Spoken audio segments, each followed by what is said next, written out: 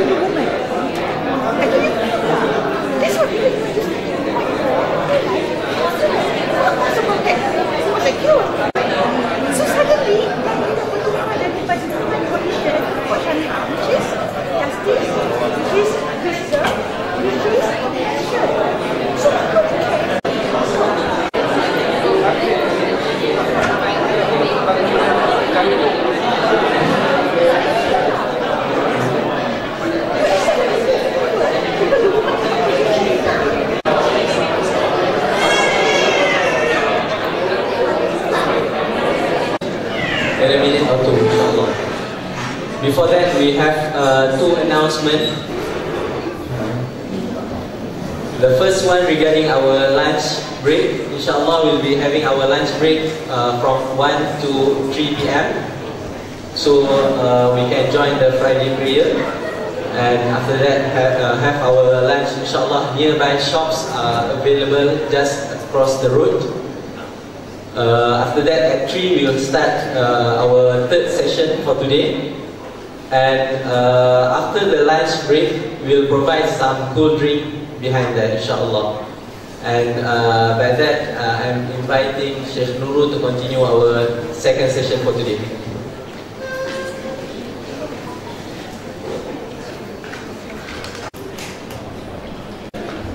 Assalamu alaikum.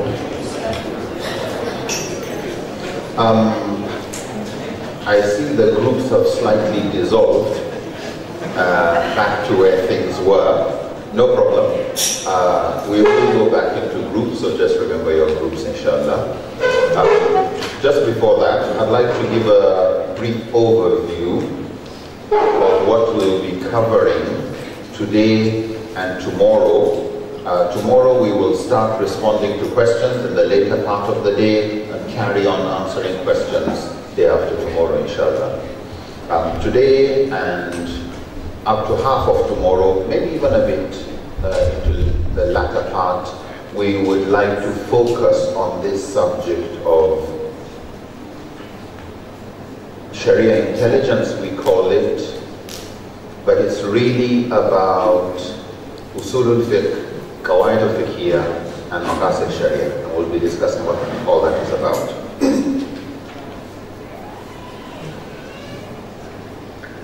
Why do we want to discuss Sharia intelligence? Sharia intelligence, you know the way you have things on emotional intelligence, on social intelligence, and ecological intelligence.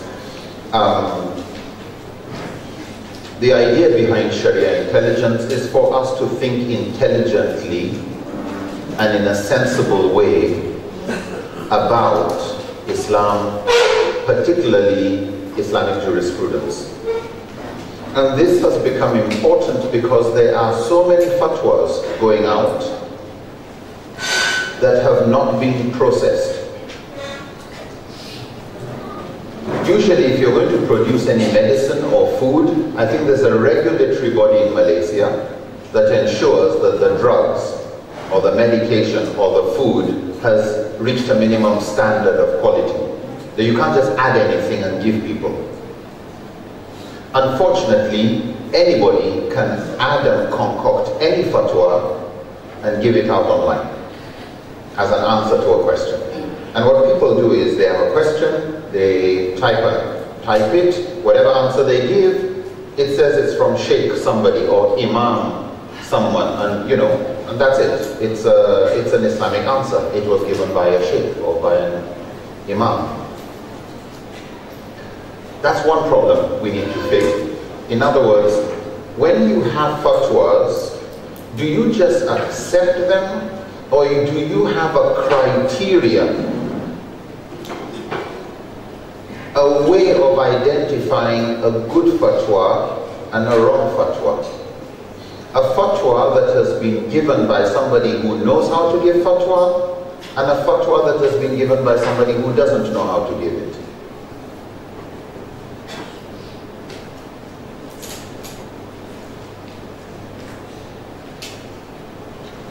Once you have tasted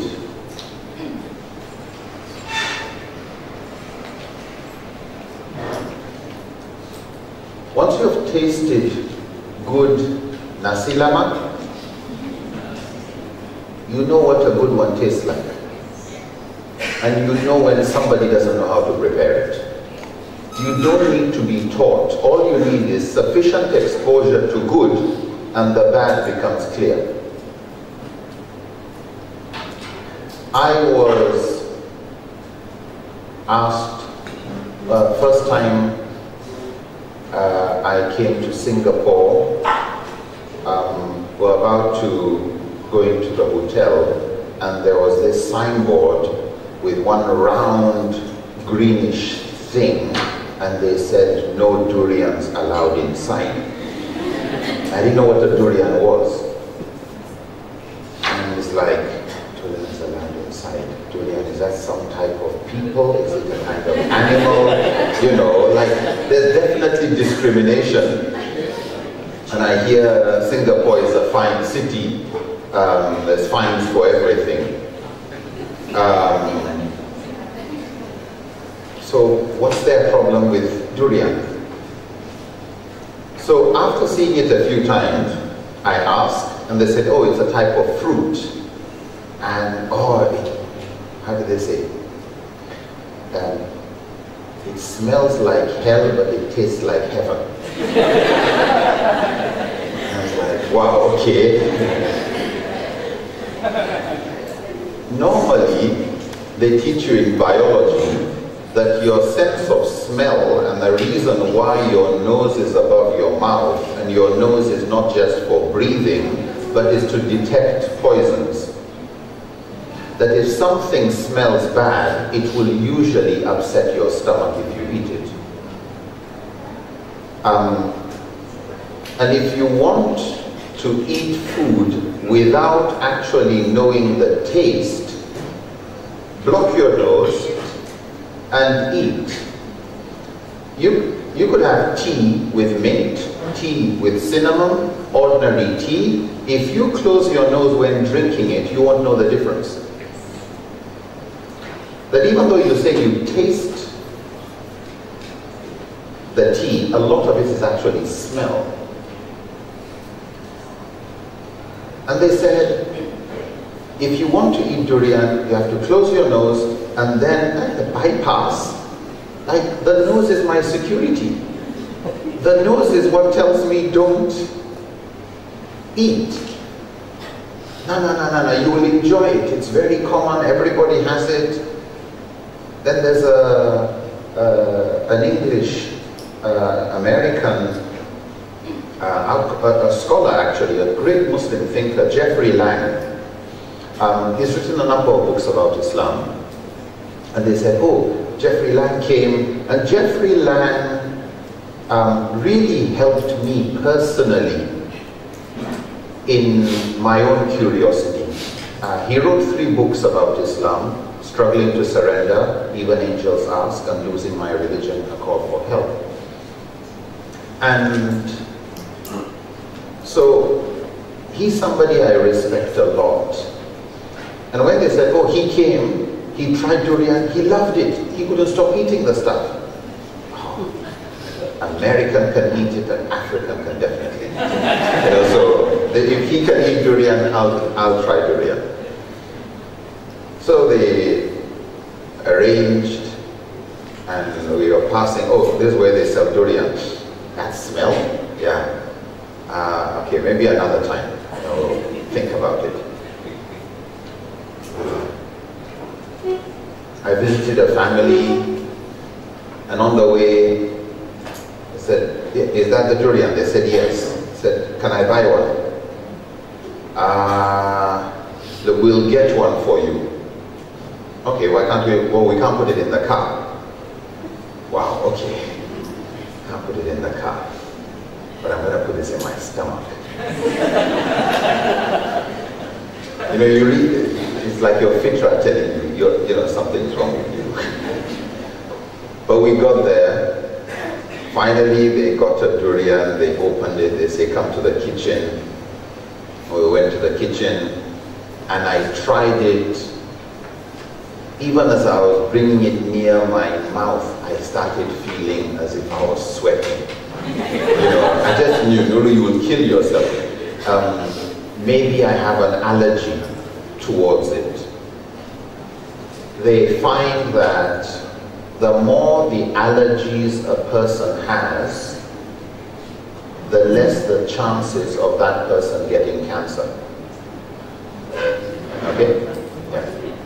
People who have a lot of allergies have less cancer cases. It transpires that an allergy is actually a sign that you have an immune system that is so sensitive to things that are harmful to you that when you take, the body reacts. Whereas some of us who are hardly allergic to anything, we gobble all the rubbish and then we end up with cancer and everything. So allergies are not all that bad, as inconvenient as they may be. So I was saying to myself, if I react against this thing, it's probably something wrong with it for me.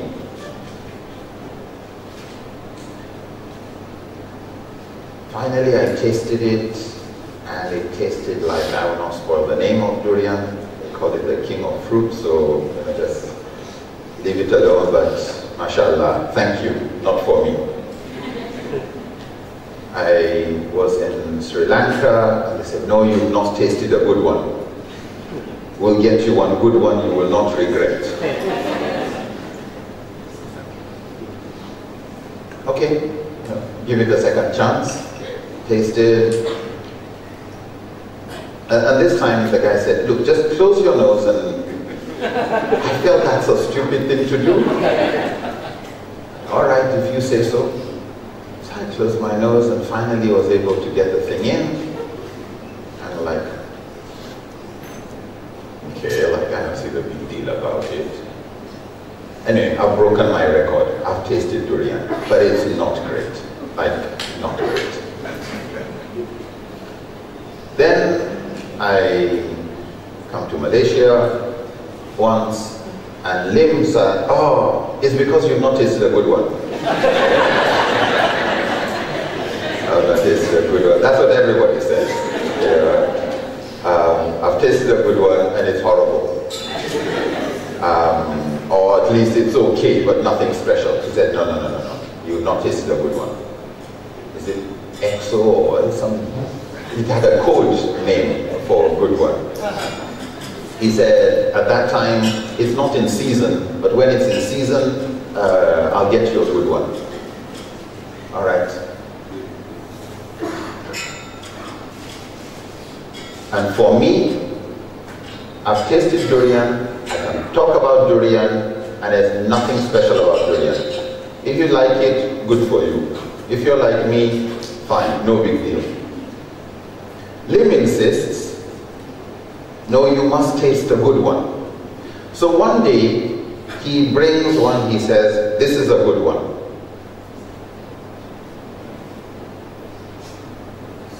Lim is someone who, he's a specialist when it comes to food. Yeah, there was once we went to Shah Alam for a program with some of the brothers, and Lim had told a friend here, Ali, after you finished, go and have dinner at this place. And after we finished, and Ali said, we're to go and have dinner. Yeah, we're tired, we want to go to the hotel. Where is this place? Oh, it's, you go this way, how many minutes? About 20 minutes. 20 minutes, there's food everywhere. Just go anywhere. No, we can't tell Lim we went anywhere. Lim said we should go to this place. Like as if it's a new Akida. Lim says we should go to this place. You know what, yeah. Just look for where people are eating, we'll stop there. I think we waited for about 30 minutes before the food came. And when it came, kind of like, I wish we had followed Lim's advice. So when Lim tells you go somewhere, you kind of feel this is a prophet when it comes to food. And so when Lim says this is a good one, you kind of like, okay, he's got a track record, so we'll go with his advice. I tasted durian and it tasted great. It was nice. But that's because somebody got a good one. And I had something to use to compare with the ones that were not so good. If you didn't show me a beautiful one, I would not know I was dealing with an ugly one.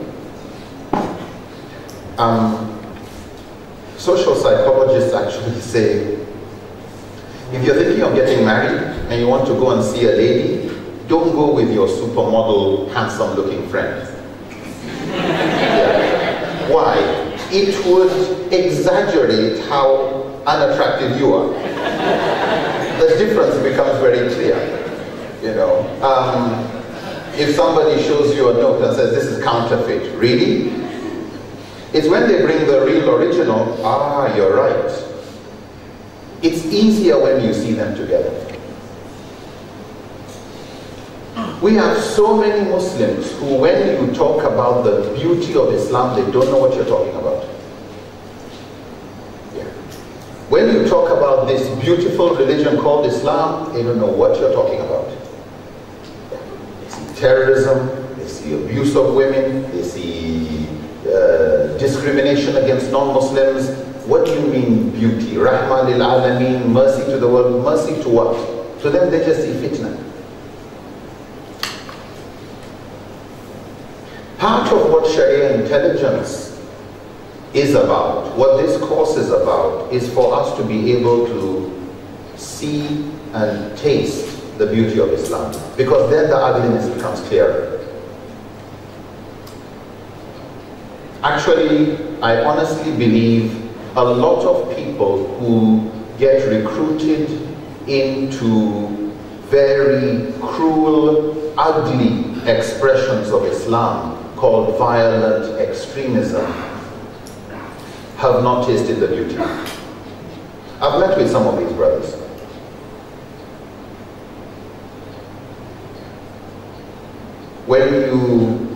When you say the Prophet ﷺ once stood up in respect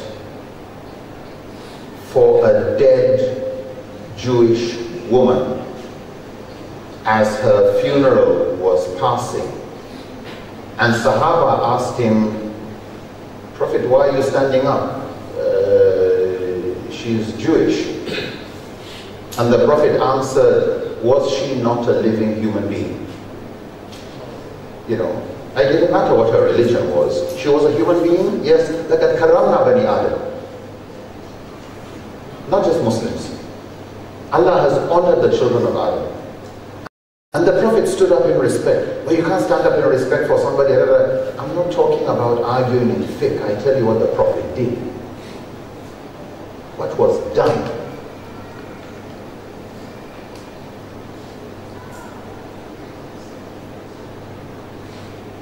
When Meccans were going through economic difficulty during the period of the Treaty of Hudaybiyah, these were mushrikun, idol worshippers. The Prophet had collected money from the Muslims and given 500 pieces of gold, 500 dinars to Abu Sufyan, and said, this is for the poor of Makkah. The same people who just not long ago tried to come and obliterate you during the Battle of the Trench, the same people who were used to fight you during Uhud and Badr and all these battles, they're going through economic difficulty, and you go and give your own humanitarian relief to them. And you don't do it secretly. No, you actually go to their leadership. This is for your people. You give financial aid to people who they're ready to fight you. But since you are at peace, yeah, here's help. And case after case, how do you think at the time of Jahiliyyah or today in Malaysia, what do you think you would have to do for non-Muslims to call you Al-Amin, the trustworthy? Just ask yourself, what do you think the Prophet ﷺ, what kind of behavior, even in your neighborhood, if I gave you a challenge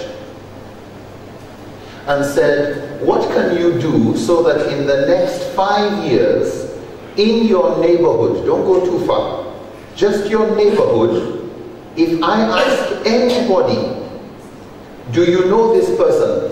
Even those who have not met you will say something good about you.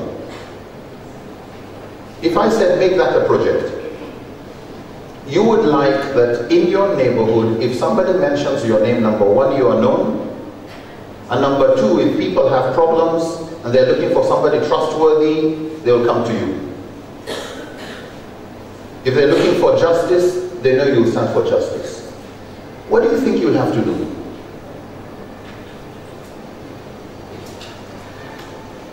There is so much in the beauty of the behavior of the Prophet ﷺ.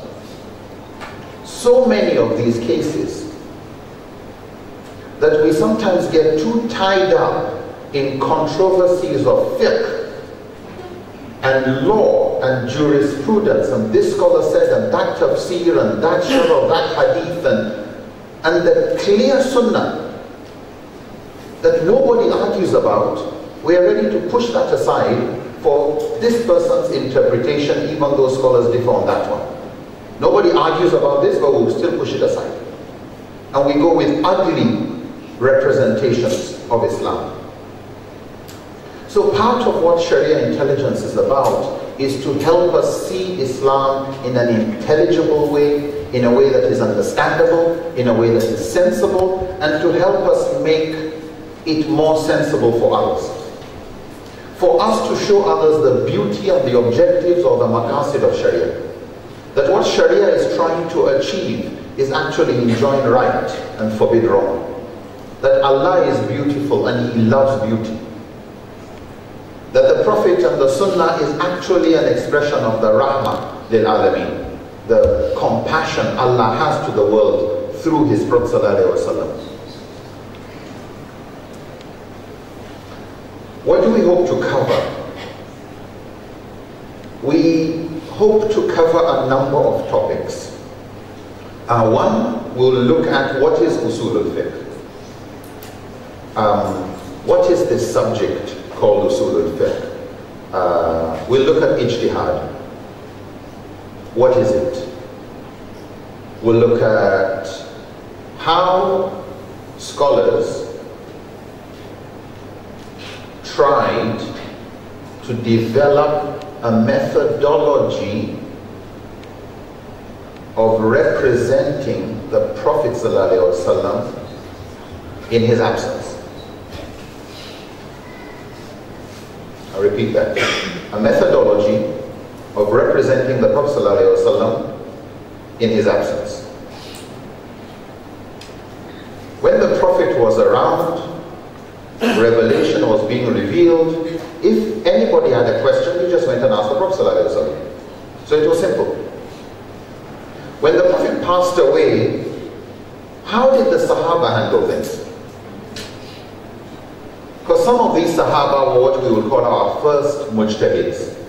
These are our first greatest scholars. They understood the Quran, they saw the Sunnah live, they were there as the Quran was being revealed. But now there's nothing from the Quran or nothing in the Sunnah, the Prophet is not around, and they want to solve a problem, and the problem is not in the Quran or it's not in the Sunnah, or the context has changed.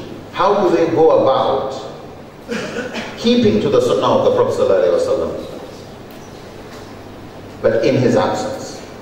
And how did subsequent generations try to develop methodologies so that when later blood transfusion is invented, organ transplant is invented, insurance is invented, a new banking system is invented, a new political or administrative system of society is invented, how can we answer whether this is acceptable or not acceptable in Islam?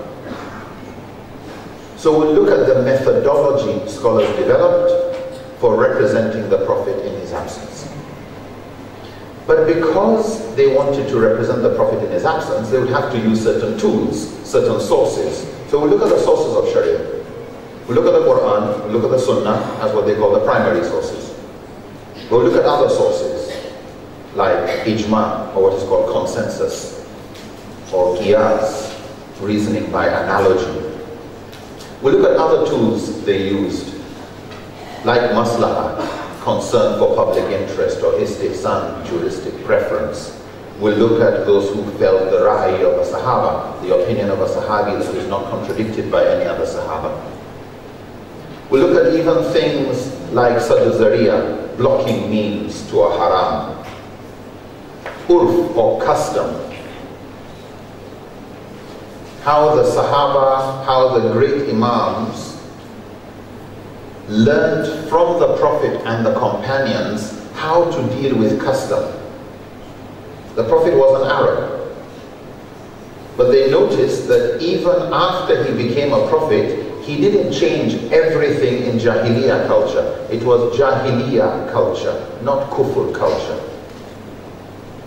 There was a lot in Jahiliyyah culture that was good, and he preserved it. In Islamic finance, you hear of musharaka, mudaraba, you will hear of ijara, you hear of different financial instruments. These were being practiced even before Islam. We call them sunnah because the Prophet did them, but they were there before him. And he just, this is okay, and this is okay, and this is okay. This one change.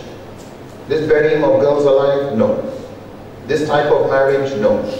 This other law, no. This one, fine. This one, fine.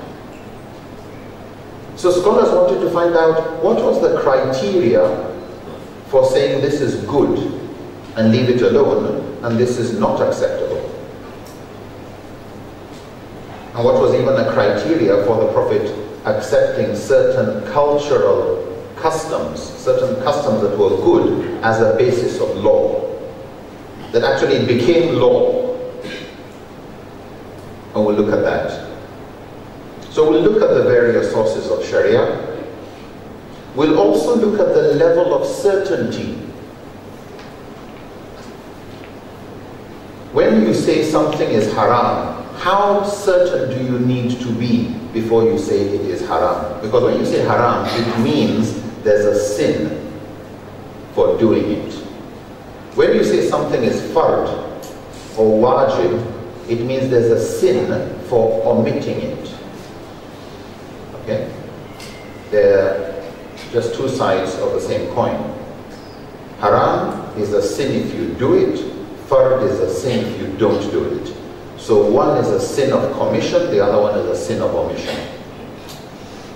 So one is prohibited, one is compulsory.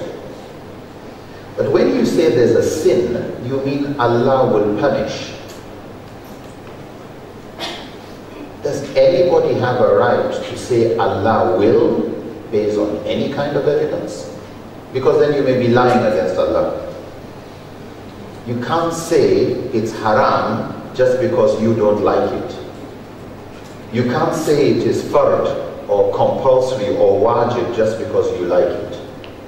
You must be able to link it to Allah either directly through the Quran or through the Sunnah. But even if it is in the Quran, even if it is in the Sunnah, and it's an authentic verse, nobody argues about the Quran, or it's an authentic hadith and nobody argues about that hadith, for example, how are you sure that the meaning is what you understood? Because if it has two meanings or three meanings, or scholars differ on what it means, how do you take one meaning and say that's what Allah meant? So, scholars were not just interested in trying to get sources from the Quran, from the Sunnah, Qiyas, Ijma, and other ways of getting closer to the Sunnah of the Prophet ﷺ. They also wanted to know the level of certainty with which they were speaking. How certain were they that this actually represented the Prophet ﷺ? And if they were not 100% sure, and there was an element of doubt, they recognized the need to respect another opinion. Because even I'm not 100% sure. And you're probably not 100% sure, even though you seem to be very sure of your position. But that is called khilaf. It's difference of opinion that they respect. And the Malikis didn't feel there's a need for the Shafis to convert to Maliki. Nor did the Shafis feel the Hanafis need to convert to Shafi. Yeah, they felt, you know what, yeah, it's fine. It's fine. It's not we're right and you're wrong. No, we think we're right with the possibility that we're wrong, just as you think you're right. But since there are those things we all agree on, then that we are all sure of. So we're Muslims. And on those areas where we disagree, we begin to find actually there are times when, thank God, you have this opinion in your own madhab, that a person with asthma can use a puffer and no problem. Alhamdulillah for the Shafi'i scholars. Alhamdulillah for the Maliki scholars, because we would not have had takaful, insurance in Islamic finance, if not for the Maliki madhab. We would not have had Islamic finance going at the pace as it is, if not for the Hanafi school and their own fatwas and methodology, which we will come to later. We would not have reforms in contract agreements and the rights of women in marriage if we didn't have the kind of leeway we find in the Hanbali school of thought. That at the end of the day, when you want to go for Hajj, you're going to end up doing something that belongs to another madhab. You know, how would you do tawaf as a Shafi if the moment you touch a woman you have to go and do ablution again? You know, how many times do you think you'll be going around? You die. Yeah. So, in this situation, even the Shafis will say, go with that opinion. And where Malikis feel this, even they would say, go with Hanbali on this. These will say, go and do that. So we'll look at these schools where they were certain, where they had some level of presumption or uncertainty, and how they handled that. We'll look at how they, and we'll look at various areas, how they understood the Sunnah, and how they distinguished Sunnah from Seerah. There's a very big problem. Usually when you say what is Seerah, or the life of the Prophet, what is Sunnah, the tradition of the Prophet. What's the difference? You follow Quran and Sunnah or Quran and Seerah? No, we don't follow Quran and Seerah, we follow Quran and Sunnah. What's the difference? If you don't know the difference between the two, the tendency is for you to believe everything the Prophet did we should do, even though that's not how the Sahaba understood it. There's a difference between biography of what was done, that was what they call ghayr tashri', it had no Shari'i legal relevance, things that he did just because of his time and place, and things that he did as a messenger of God that everybody understood we should do it also, we should emulate. So we'll look at how the scholars classified the intent behind the Sunnah. We'll look at qawaid, the maxims of fiqh. Maxims are summarized, condensed, compact statements. Many of them come directly from hadith or an ayah, but each one of them can be opened like a flower. Each one of them is like a seed, it grows into many things. So, these are very profound statements that are of universal application. They're called the 5 main qawaid asliya, like the foundational maxims or axioms. They're like rules of thumb of Islamic jurisprudence. So you've got 5 main sentences that summarize the spirit of what Islam is all about. 5 sentences. And we'll look at each one of them. And these are 5 maxims that are accepted by all the major schools of thought, the Maliki, Shafi'i, Hanafi, and Hanbali. And we will see how those become useful in guiding ijtihad. If anything you see, anything you do conflicts with those maxims, put the brakes on. You know when you're driving?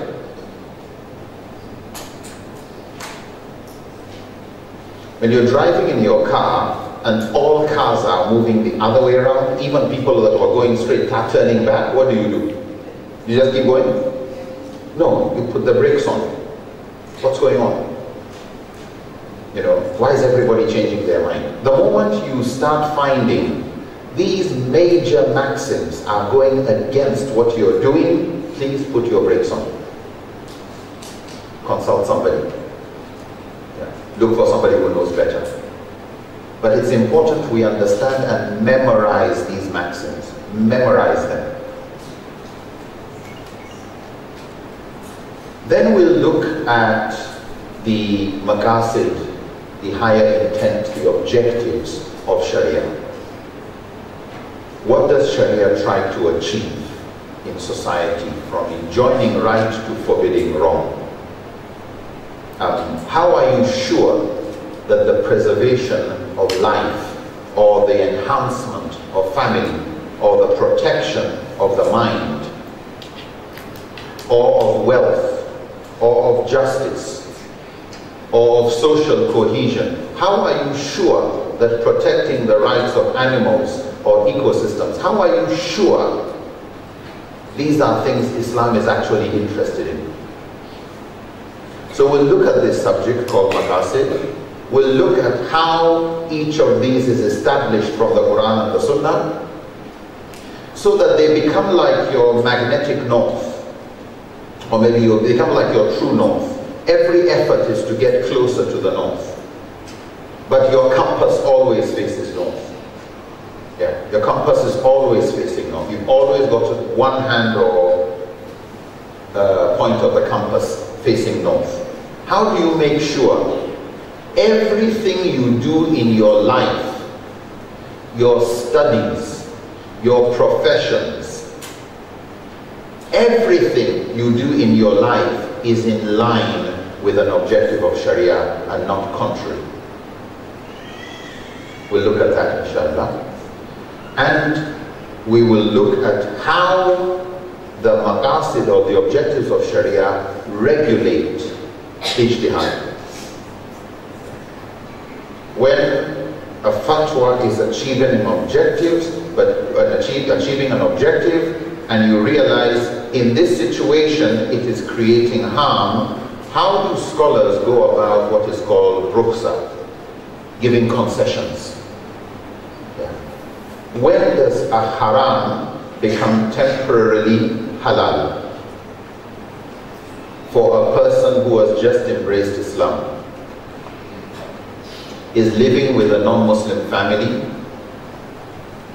cannot tell them she has embraced Islam, because if she does, she will be sent back to China or sent back to somewhere else, or change school.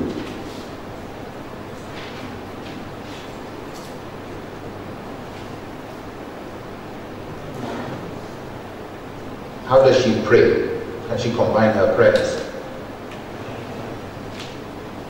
Can she sit at a table where alcohol is being served?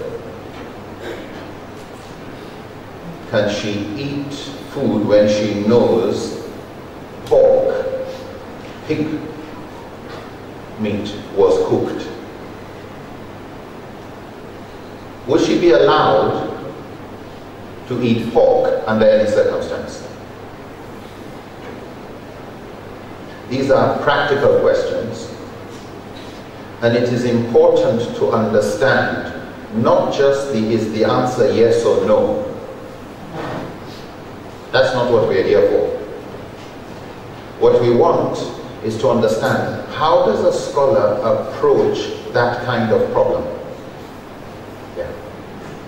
Why can that question not be answered? That question is presently being faced by somebody in KL. Okay? Why can that answer of yes or no not come from Nigeria or Saudi or anywhere else? Why can you not outsource a mufti? Why can't you just get one great scholar from somewhere? He used to be the mufti of Malaysia. Why does it have to be a Malay? Why is knowledge of the local context and reality critical before a person can exercise ijtihad and issue a fatwa?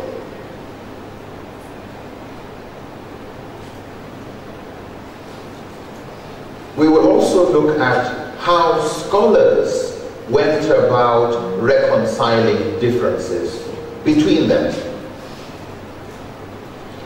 And with that, we will appreciate more the efforts of some scholars when it comes to handling difference of opinion, but also how do we, as more lay people, how do we respond when scholars differ? Do you go with your madhab?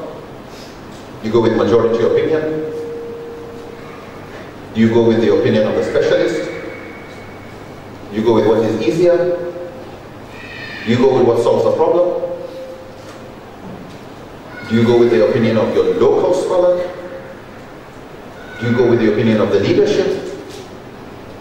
Or do you just go with your conscience? We'll look at each of these and then we conclude, inshallah. Just before we go ahead, I'd like you to go back to your groups, same groups you were in, and I'd like you to discuss something. And I'll ask each group to answer on behalf of the group. The question is, you've heard what we hope to cover during the next couple of days. What do you hope you will get out of this course? Is it understood? There's what I want to do, but I'm very interested in hearing what do you want to get out. Why? Because that affects how I present, what I emphasize. It's a big subject. We don't have time to do everything. It helps me know, spend more time on this, less time on something else. Are we okay with that? So what I'd like you to do is, in your group, get one person who will speak before that person speaks, let him hear what the group has and come out with 1 or 2 sentences that summarize what people in that group feel they would want. Are we okay with that? No problem? 5 minutes enough for that exercise? Yeah? So just listen to everybody in your group, just in 1 sentence, what do you think you'll get? 1 sentence, 1 sentence, 1 sentence, and somebody just takes notes, so agree on who is going to summarize, and then agree that that sentence or those 2 sentences or those 1 or 2 objectives summarize the objective of your group. When your group starts to present, we'll give you no more than 1 minute. Yeah, 1 minute to just mention, we hope that by the end of this course, we would have learned this, or we would understand this better, or whatever it is. Okay? So we'll have that, and we'll quickly go around, get that feedback, inshallah. So please go into your groups. We'll do that in just 5 minutes.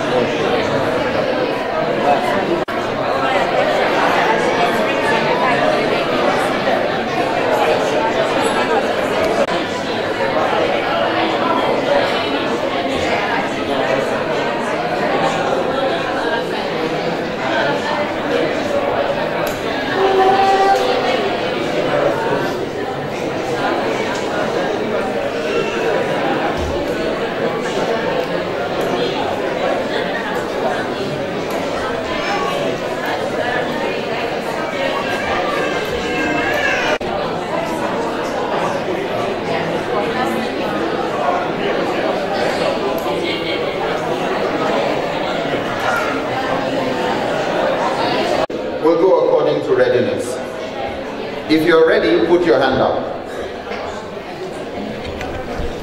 So, okay, everybody ready?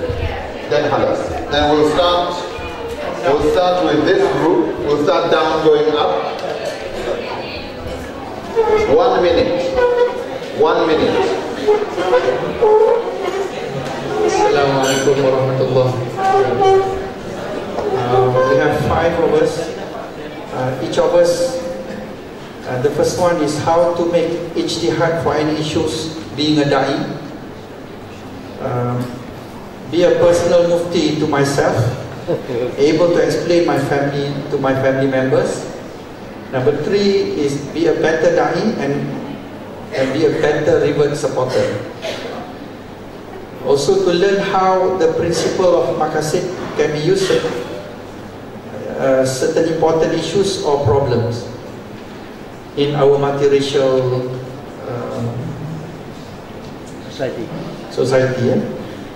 And the last one is know to decide in any issues in the right way. So in conclusion, that we see it is how to make ijtihad ourselves, then we can convey. Inshallah. Wonderful. Thank you. Okay. This group ready?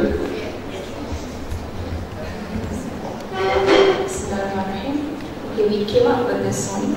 learn to develop a practical framework to deliver and convey beauty on the three, which is usul fiqh, qawaid fiqhiyah, and also maqasid al-syariah. Because you can only give from what you have. Thank you. Wonderful. Thank you. Okay, this group. Assalamualaikum warahmatullahi wabarakatuh. We are a group of 7, alhamdulillah. So we are hoping to take away from basic understanding of what will be taught during these three days to be able to understand with fatwa either it's in line with Islam or not, the significance of differences in opinion, I mean the school of thought, the methodology of Tawfiq and Madhab, the methodology of coming out with the ruling or fatwa, the true understanding of fiqh and usul fiqh, yeah, and then the rest is general understanding of the lesson or whatever we taught over here. Thank you. Wonderful. Thank you very much. Next group.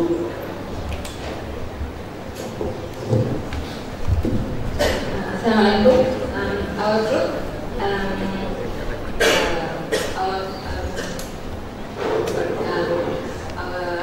questions are quite similar to the first group just now. But in addition to that, apart from wanting to know whether we can become our own mujtahid or muftis, I want to know whether we can reject certain fatwas that we disagree with. Wonderful.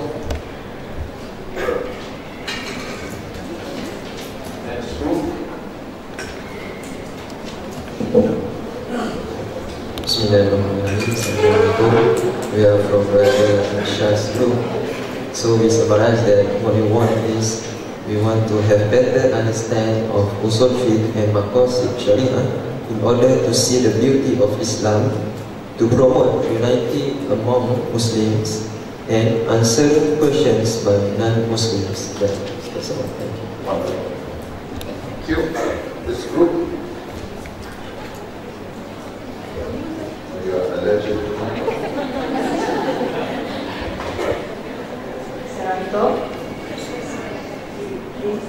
We hope that in this course we will have true understanding of our own religion, the different school of thought, and reason behind all the different opinions, and to correct all misunderstanding about Islam with ourselves. We will be able to manifest Islam objectively for everyone around us, Muslim and non-Muslim.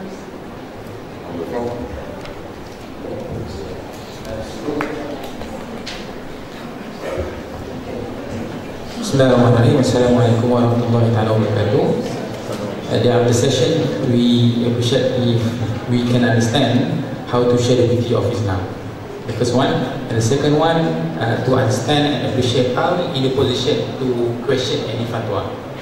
And the third one is how do we analyze a fatwa, good fatwa or bad fatwa, and in addition to that, to analyze the contradiction of a fatwa. Wonderful. Thank you.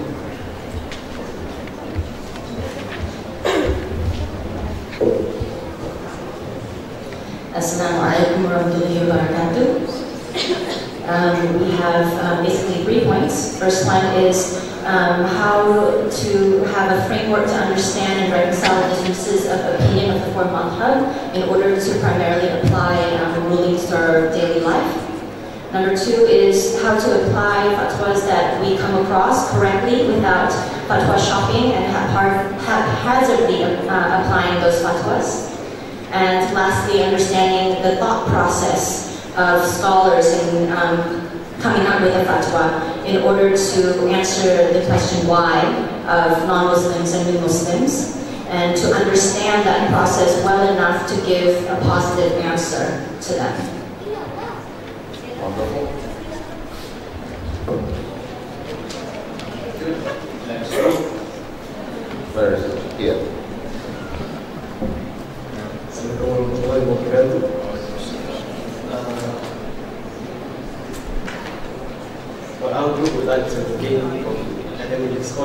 that wish to gain knowledge regarding common issues and find answers in the established methods used by past scholars and perhaps increase our impact on top of that. And also we'd like to know what consists of different mazhabs and how they interact with each other. Wonderful. Thank you. Here. Assalamualaikum. Our group, we have these are our views, okay? This one is, first of all, we hope that by attending this course, we hope to have better understandings on the basic principles and objective of Islamic jurisprudence. Okay? Secondly, by understanding the basic principles, so we hope that we can implement and practice them in our daily lives to become better Muslims. And thirdly is we also would like to show to the non-Muslims the beauty of Islam. And finally, one of us has this objective that is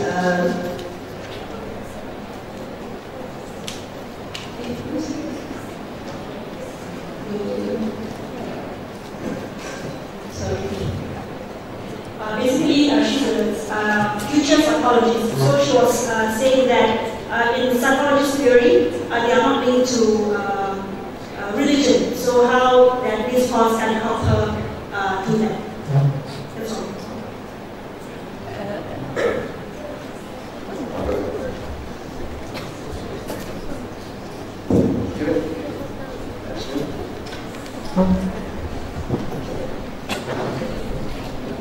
Assalamualaikum warahmatullahi wabarakatuh. Our group hoping that at the end of this course we can have a clear view and explanation about misconception in Islam itself, and also we hope we have a very knowledge about this study field. So we hope that we can have a deeper thoughts and knowledge about usul fiqh and maqasid syariah. We also hope that through these courses also we can explain it to others as well, both Muslim and non-Muslim, inshallah.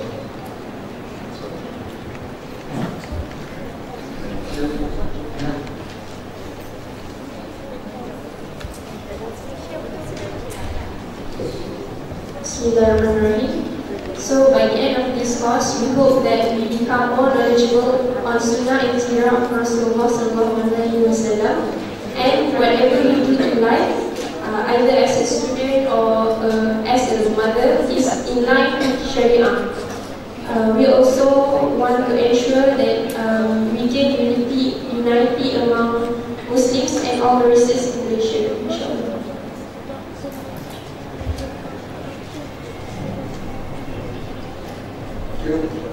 Here.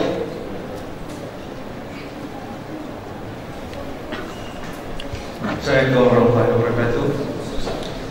For our group, we would like to understand how the differences in the opinions in Islam came to be. And since there are so many differences, is there any differences that is right? And how do we as a layman should react to these differences? And before the opinions abound, which one can we adopt? Is it enough as long as an opinion exists, even though it's only by one scholar, it is sufficient enough for us to adopt it for use in our daily life? Thank you.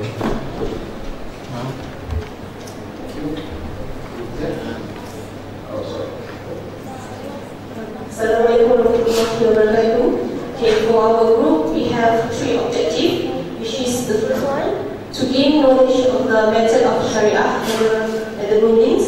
Secondly, to obtain skills on how to show the non-Muslim the beauty of Islam. And lastly, to overcome our emotion and to handle criticism.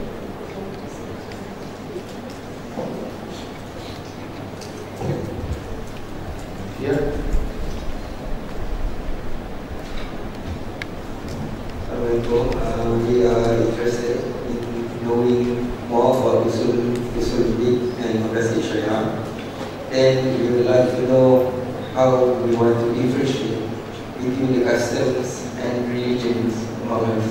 Like what is actually we can do or what is actually we cannot do.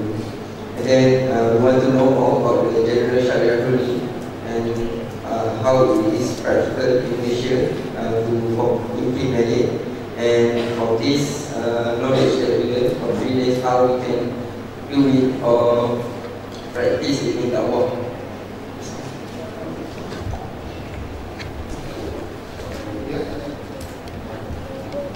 Assalamualaikum warahmatullahi wabarakatuh. We have 5 objectives that we hope to achieve in this 3-day course. The first one is the criteria to decide what is right or wrong under both normal circumstances and certain circumstances.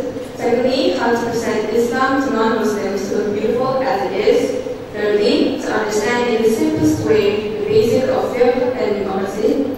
Fourthly, make sure what we do in our lives comply to the Sharia. And fifth, development of mazhab.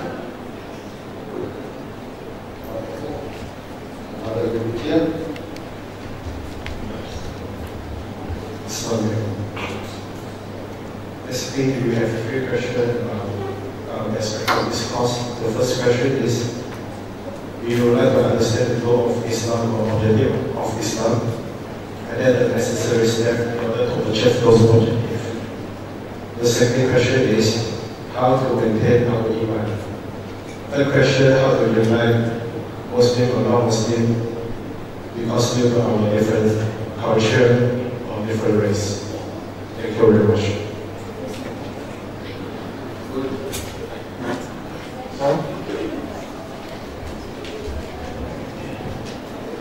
Assalamualaikum warahmatullahi wabarakatuh. We would like to have better understanding about the Sharia ruling and the degree of halal and haram, so that we can have a better understanding and also can share to the new members and also the non-Muslim. Secondly, we would like to understand the difference between the culture and the Islamic teaching as well. Thank you. Here, the last group among the brothers. Have I missed anybody? Assalamualaikum. Okay, so our objectives are to gain new and clear insight about Islam, especially in Islamic laws, for example, to address the misconception from the perspective of non-Muslim, basis of fatwas, to clear confusions of conflicting fatwas from different muftis, and is fatwa compulsory? Are we out of Islam if we do not follow the fatwas? For example, a bad fatwa is like a bad durian. If we refuse to eat a bad durian, are we out of Islam? Any others? Yeah. By the end of the course, we hope that we are able to explain to the new Muslim and non-Muslim basic about Islam and especially about the different elements of how to handle them. That's all. Bye-bye.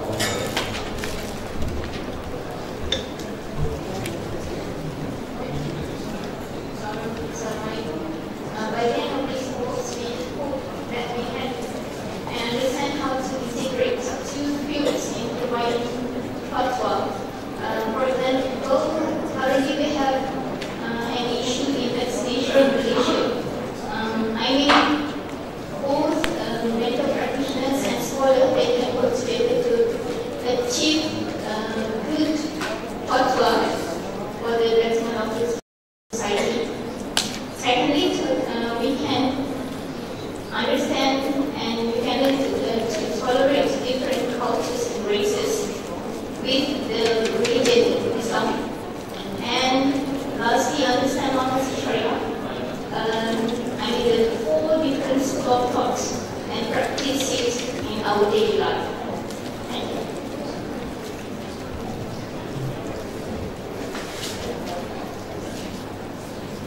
Thank you very much.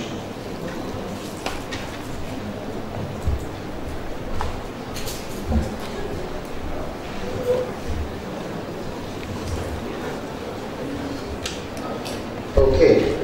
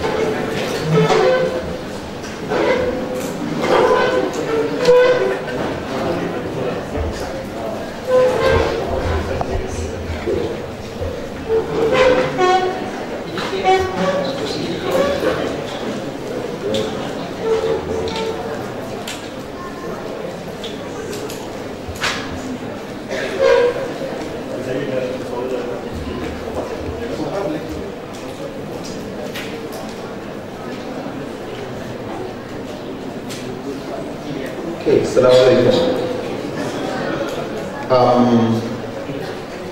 Of all the things that have been mentioned, I'd like to start by emphasizing three that unfortunately this course is not going to be focusing on.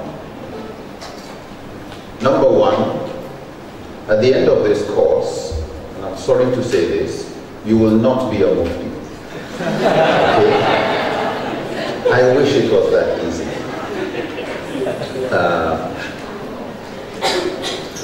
What I hope you will be able to do is to know when to put the brakes on. Is it understood?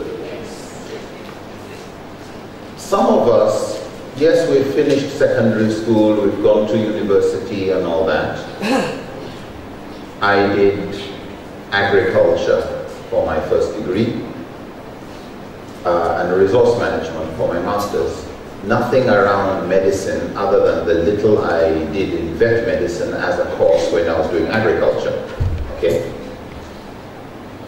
But from what I've picked here and there, if I feel sick and go to a doctor and he prescribes some medicine, and I find he is asking me to take 5 capsules of antibiotics 4 times a day. Antibiotics. 4 times a day, 16 tablets a day. If I was half dying, then maybe, you know, like, just take it and stop arguing. But I won't take that medicine. I will also not start self-medication. I'll go and ask another doctor. Is it understood? I'm not challenging a doctor and now saying, I am going to be the doctor. But I know enough about medicine that if I'm not going to ask the gentleman, but why these 4 tablets? Why 4? You know, it sounds like a lot. We usually try, to discourage people from too much antibiotics. So I'll ask him why, and he may say, well, because the particular brand that I would have otherwise suggested, where I'll just ask you to take 2 tablets 3 times a day, I question the quality of that medication because recently we've heard about blah, blah, blah. So if you look at the grams or the milligrams of what I've prescribed, is actually half that. Okay, that makes sense.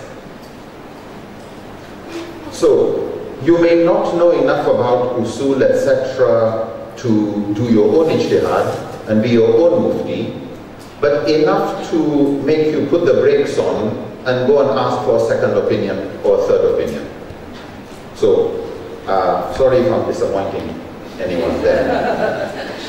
The other thing is, this is not a course where we go into the skills of da'wah methodology. How to present Islam to non-Muslims. I'm sure some of what you will learn would be useful, but that's not the focus.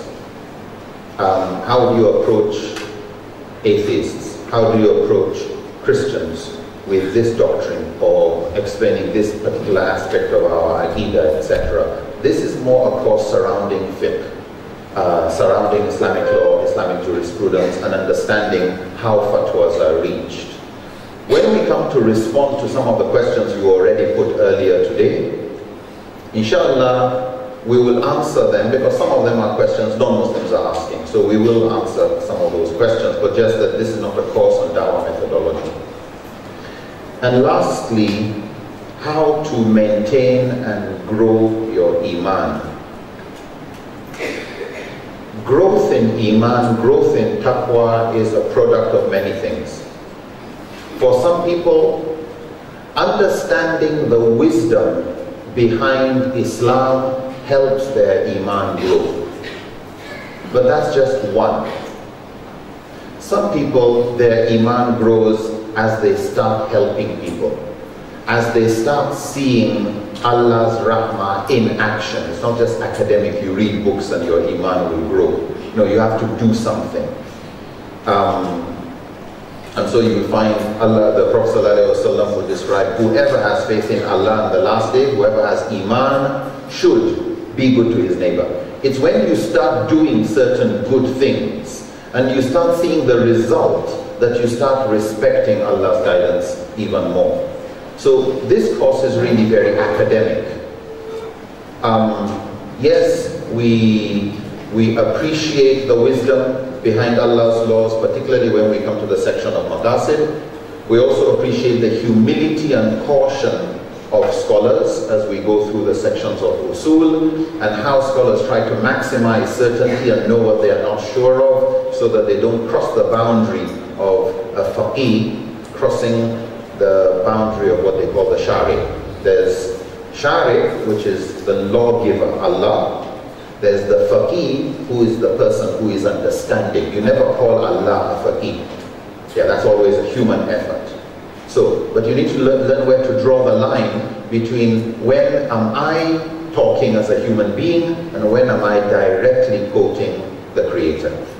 When is it my interpretation with the possibility that I'm wrong, and when is it absolutely true because the lawgiver has said so and there's no alternative meaning, there's no question regarding the authenticity, and nobody has a difference of opinion regarding the implication. In other words, when are you dealing with an absolute truth and when is it a relative truth?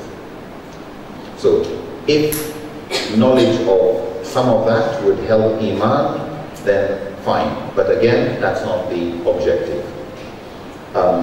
Just so that we understand that, inshallah, before we move on.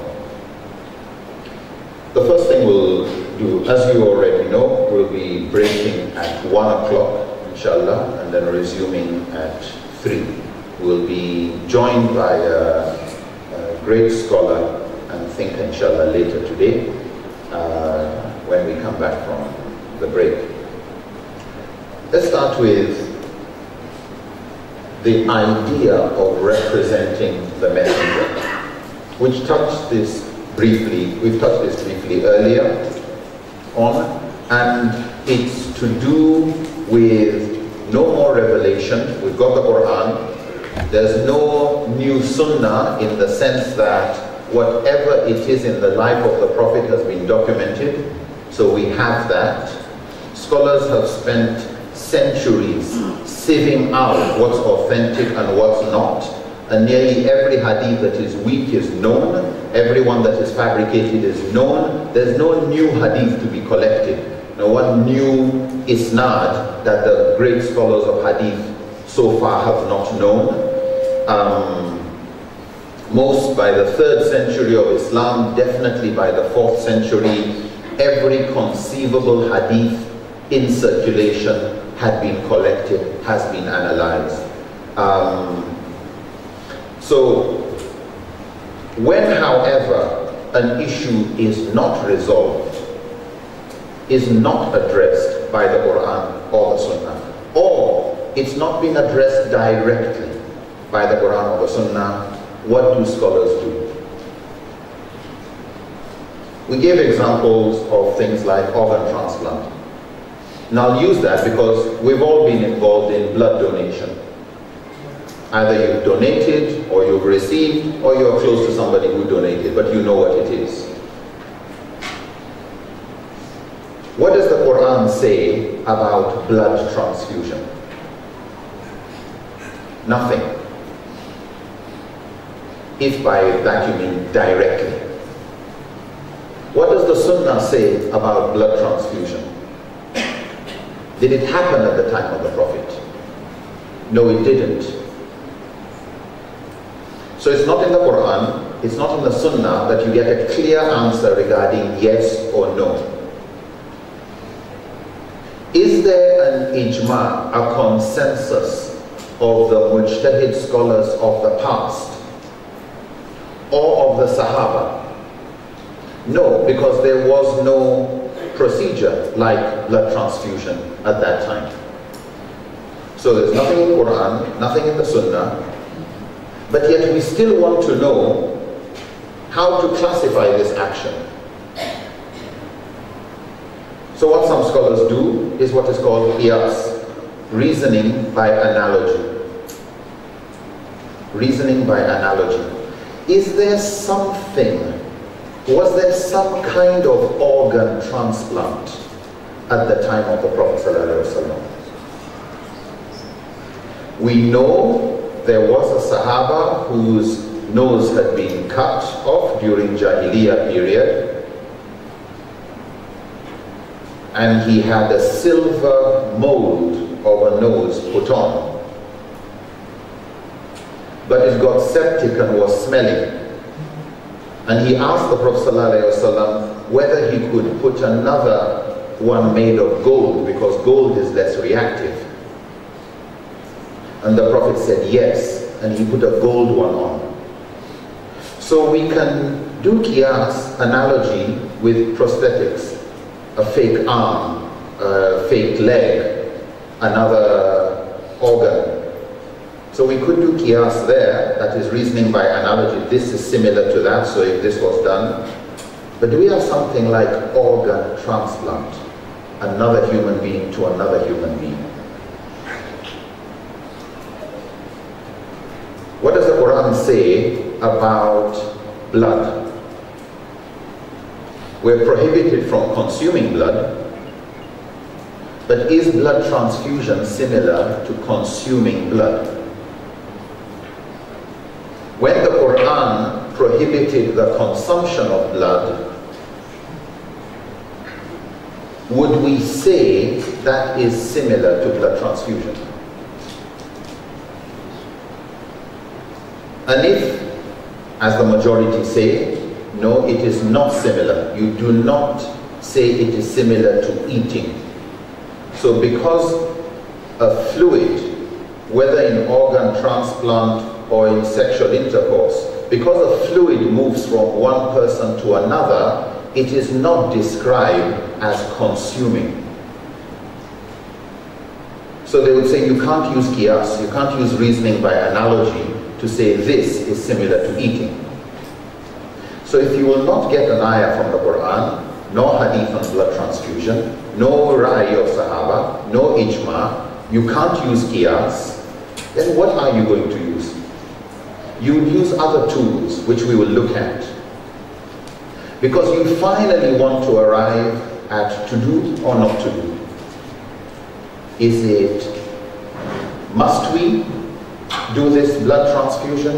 Is it halal and actually fard to save this life, that you must do it? Or is it just encouraged?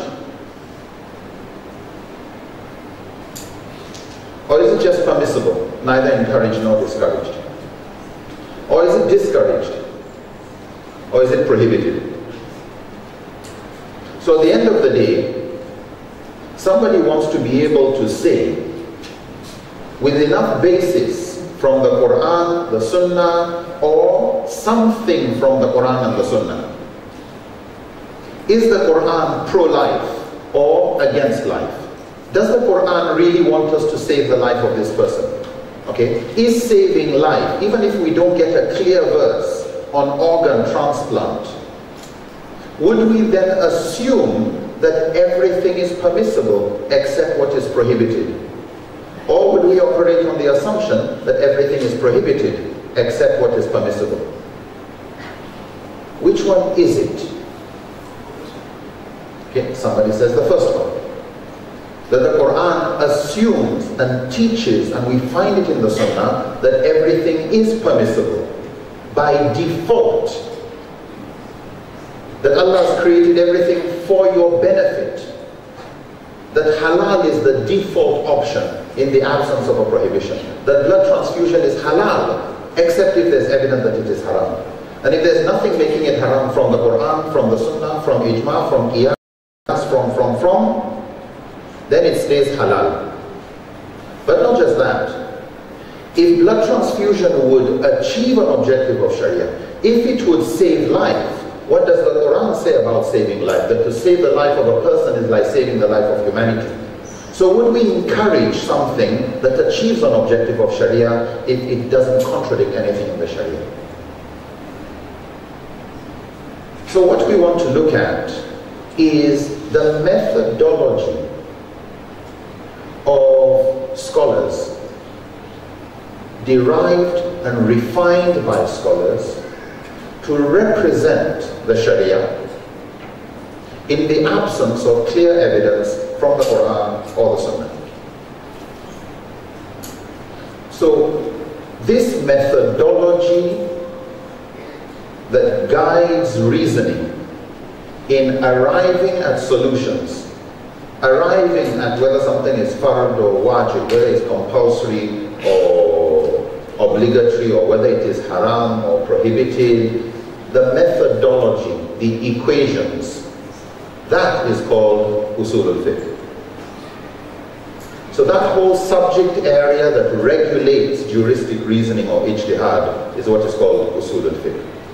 Usul al-fiqh is the BODMAS. You remember that?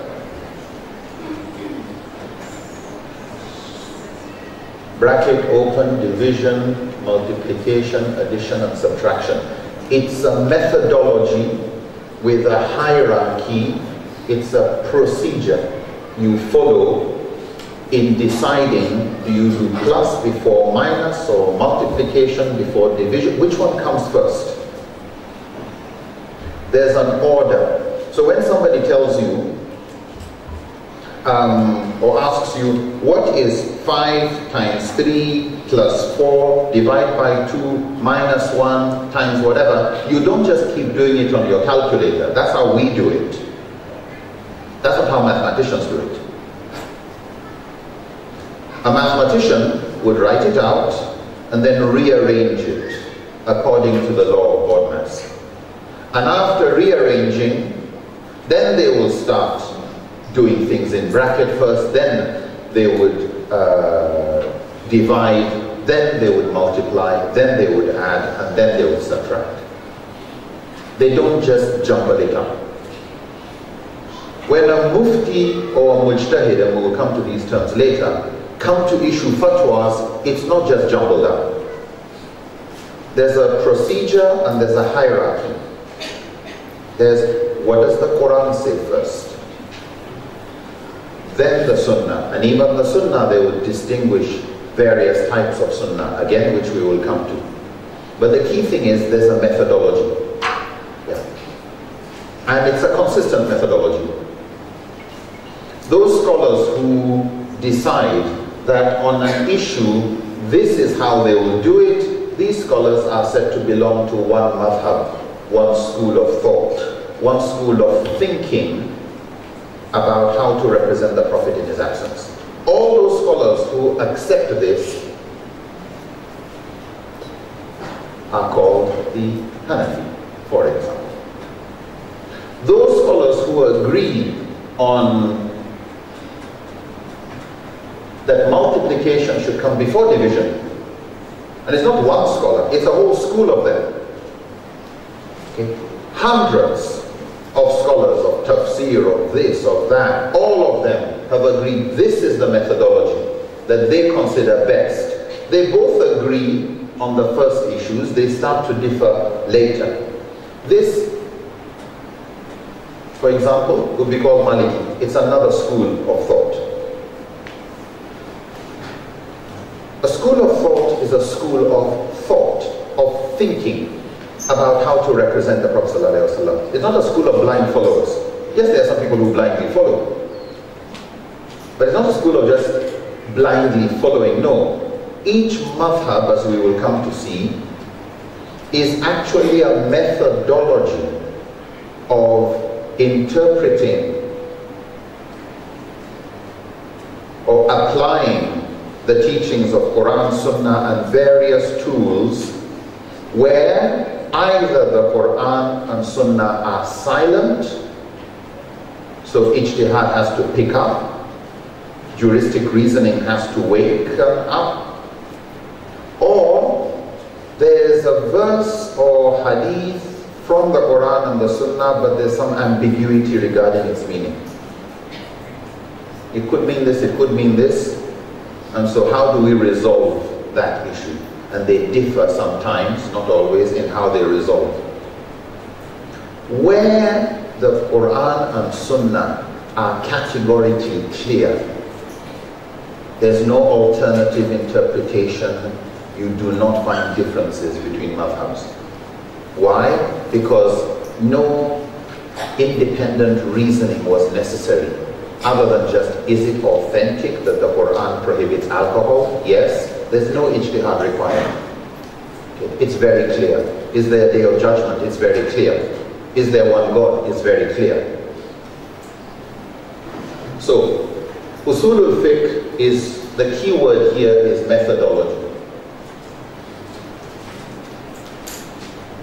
It's a methodology of ijtihad. Ijtihad means juristic reasoning.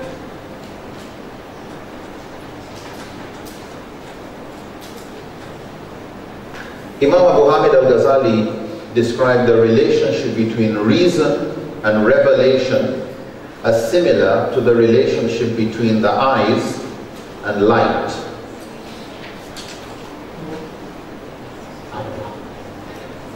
To say you want to move around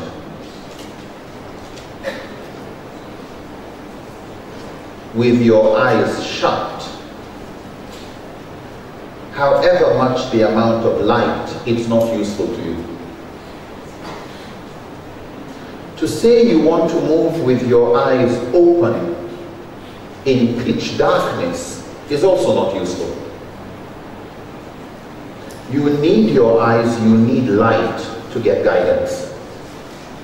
You don't go with the Quran and Sunnah with no reasoning. Why? Because the Quran and Sunnah is not meant for people who cannot reason. That's why you don't consider children as responsible for anything. That's why people who are insane are not deemed sinful for the things they do.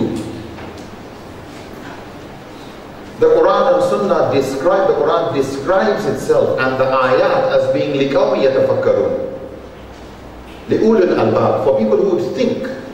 لِأُولِ الْأَلْبَابِ, for people who will use their minds. لِقَوْمِ يَأْكِلُونَ, for those who will use their aql, their rational faculties. It's not meant for people who won't think, who will not do tadabbur, who will not contemplate on the meaning, who don't care about the grammar, who don't care about what it's trying to achieve. The Quran gives reasons for why it requires us to do many things. Even things like ibadah. Allah will tell you to fast, and He lets you know you're not the first to fast. Kutiba alaykum as-siyam kama kutiba ala alladhina min qablikum. He has prescribed fasting for you, just as He prescribed it for those before you. But Allah says, لَعَلَّكُمْ تَتَّقُونَ, so that you benefit, you get taqwa. He's giving you a reason why He's telling you to do it. Not just do, and there's no reason. Don't do this, and there's a reason. No alcohol, no gambling. Why? This is the handiwork of shaitan. He will break up your unity. He will make you do wrong. He warns you and He tells you why. In other words, Allah assumes that you are curious to know why. We find when Allah even informed the angels that He is going to create man on earth, the angels asked questions. أَتَجْعَلُ فِيهَا مَنْ يُفْسِدُ فِيهَا وَيُفْسِدُ الدِّمَاءَ. You know, will you put on earth those who will shed blood and cause corruption and shed blood? Why would Allah accommodate questions?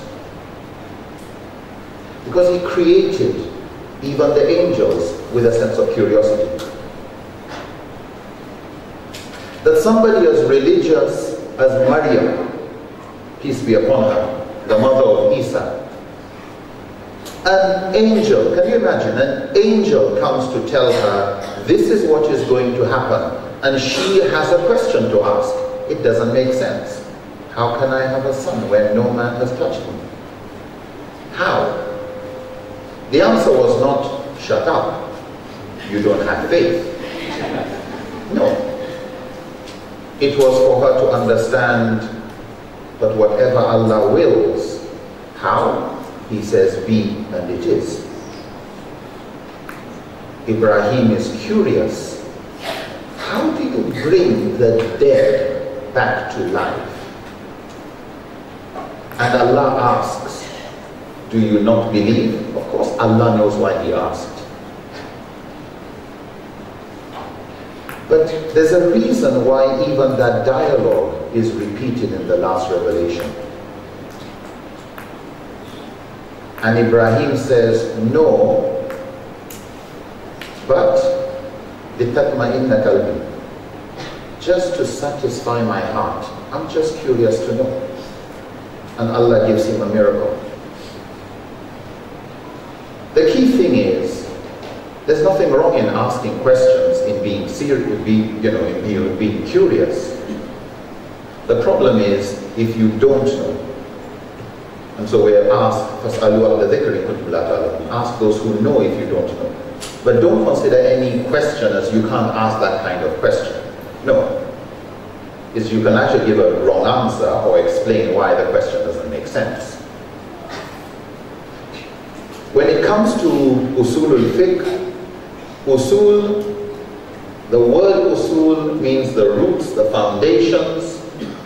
Fiqh means thought, but in this context it's jurisprudence or law. So this is looking at the foundations, the principles,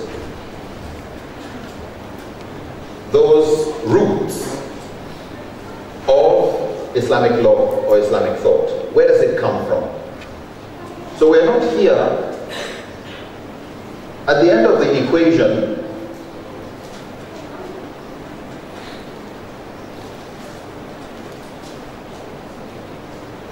Pi r square h is the volume of something. This final answer is fiqh. How you arrived on it is usul al-fiqh. Are we together? Yeah. So when you're studying usul al-fiqh, the focus is not on the fiqh, it's on the usul. It's on how it's arrived at. The why did we get this answer? The methodology. So it's the how and why of ijtihad. How and why of juristic reasoning. How reasoning works with revelation in a respectful manner.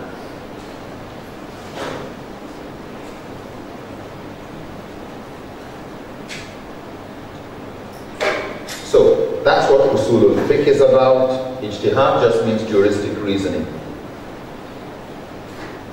Why usul al-fiqh? Why do we need a methodology? Anybody? Why do you think we need usul al-fiqh? Anyone? To know where to put the brakes, okay? Where you know what it's based on, you know when it has a weak foundation. Good? Anything else?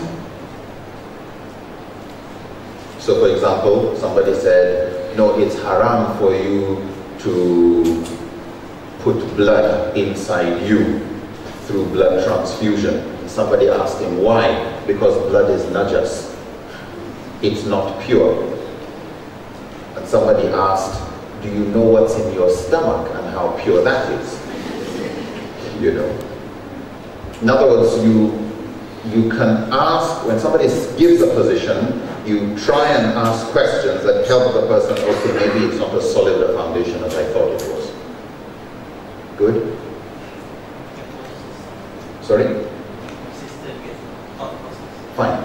That one reason why it's important is consistency, consistent thought process. Somebody raised the issue of window shopping, or sorry, fatwa shopping, you know, where today it's this, tomorrow it's that. What methodology do you really think represents the Prophet in this context? In all sincerity. As opposed to, I just want to pick what suits me. In other words, I want Islam to be submitting to my will, not me submitting to Allah. Yeah. Another thing is to protect ourselves from what is called bid'ah. Okay. Wrong or blameworthy innovation in the religion. What is it that, because you don't want excess baggage in Islam. Yeah. You don't want things that don't belong to Islam being brought in Islam and just adding more baggage that has nothing to do with the will of Allah. Usulul fiqh is important because it ensures that any idea is not kicked aside by our own limits of culture. You know, somebody comes and says, democracy, halal or haram. Never heard of it, it must be haram. Yeah. That because something is in another culture doesn't automatically mean because the Arabs didn't know anything about it, then it is haram. What's your name? Lim Jun Sun. Never heard of that. You know, it's not in the Quran, it's not in the Sunnah. It must be bid'ah. You must change your name. You know.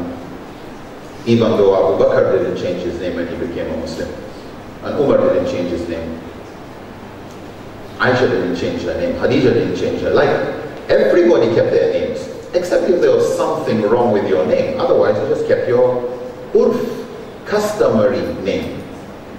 Allah has created you into nations and tribes that should know one another, not obliterate one another. So, usulul fiqh, very important in keeping loyal to the Quran and Sunnah, especially where the Quran and Sunnah is silent or ambiguous. So this is really where Quran and Sunnah is silent. How do you move around in the dark? Yeah. You get a stick, you can get a torch. What can you do to navigate where the Quran and Sunnah are silent or ambiguous? And lastly, what Sharia rulings Usulul Fiqh tries to arrive at. So if you say pi r square h is the volume in cubic centimeters or meters, whatever. If you say this, what's the answer? Are you saying it is wajib, it's mustahab, neutral, negative, or double negative? So this is positive, this would be double positive. Is it fard or wajib? Is it mustahab? Is it mubah? Is it makruh? Or is it haram? Now, at the end of the day, a fatwa ends by giving you a hukum.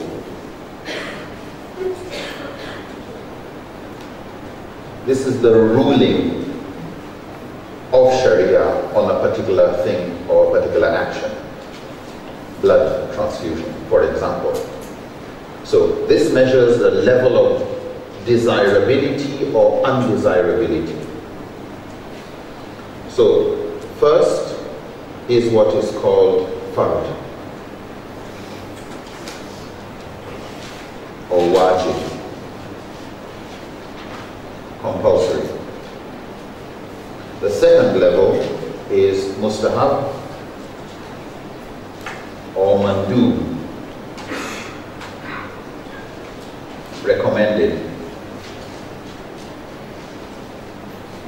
or encouraged. Third, mubah. This is merely permissible. It's neither encouraged nor discouraged. Okay? Do you want to eat kebabs or burgers? Do you want to eat nasi lemak or durian? Do you want to... It's all mubah. Like, go and do what you want. You know, you want to eat rabbit or chicken or bambi or... Makruh is tolerated but discouraged. But it's not forbidden. And the fifth, haram, prohibited. The first category is associated with a sin if you omit it. This has a sin if you commit it. So these two are actually the opposites of each other. The opposite of haram is actually fard or wajib. Yes, in one sense, the opposite of haram is halal, means haram is prohibited, halal is permissible. All of this category is halal. Okay, fard, mustahab, mubah, makruh, all belong to halal. So when you say something is halal, you've not said a lot other than it is permissible. But in usul, the opposite of haram is fard. Yeah, just you're fine-tuning it. Not just halal, but specifically fard. The opposite of makruh is what? Mustahab. Okay? This is also called sunnah. Mustahab is sometimes called sunnah or nafilah. So, fard, compulsory, like your prayers, that's compulsory. Like telling the truth, that is compulsory. It's not like it's good to tell the truth. It's tolerated if you lie. So that's compulsory. Mustahab encouraged, extra prayers, extra fasting, accompanying somebody to the door, giving charity. Zakat is compulsory, sadaqah is encouraged. Mubah, a lot of things. You want to walk to the mosque, you want to bicycle to the mosque, it's all mubah. You want to study engineering or you want to study something else, mubah. You want to visit this friend or that friend, mubah. You want to buy from this small shop or the big shop, mubah. But an act can be mubah, but I want to buy from the smaller shop because I want to empower the poorer person. Then an act of mubah now becomes rewarding. But that's because of your intention. The act is still mubah, but you get a reward, and now it has become a mustahab because you added a good intention. Makruh, discouraged. Overeating. Being late for this and that. Not trying to be better. So this is all makruh. Haram, those things that are clearly prohibited. Zina, stealing, murder, nobody argues about that. Injustice, cruelty to animals, all haram. So, at the end of it, usul al-fiqh is to help us with the equations that determine which of these a particular action is, and to be able to, you know how they say derive the equation? Yeah. So, to be able to know how to arrive at that equation, that's usul al-fiqh, how that gives you the answer, in other words, produces fiqh. So at the end of the day, fiqh is going to tell you one of these.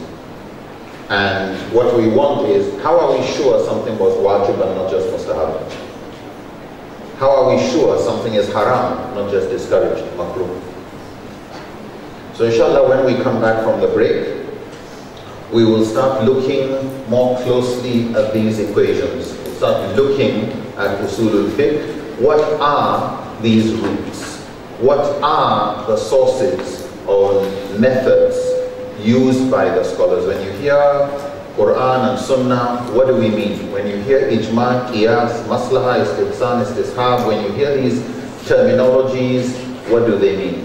And I'd like to please ask, if as we go on, we'll be stopping here for prayer, but if as we go on later today, you come across any question, any topic, any word I use, because this is, I know, a new field for many of us, and some of these words you're hearing them for the first time. If sometimes I'm oblivious to the fact that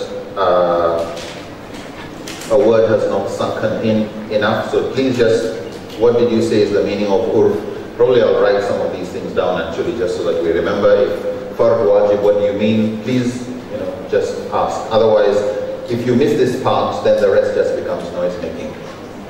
When we come back, I will ask you to form groups, and each group will come up with their definition of usul al-fiqh. Okay? So start thinking, what is usul al-fiqh? Simple definition. Jazakumullahu khairan. Assalamu alaikum. We resume at 3 o'clock.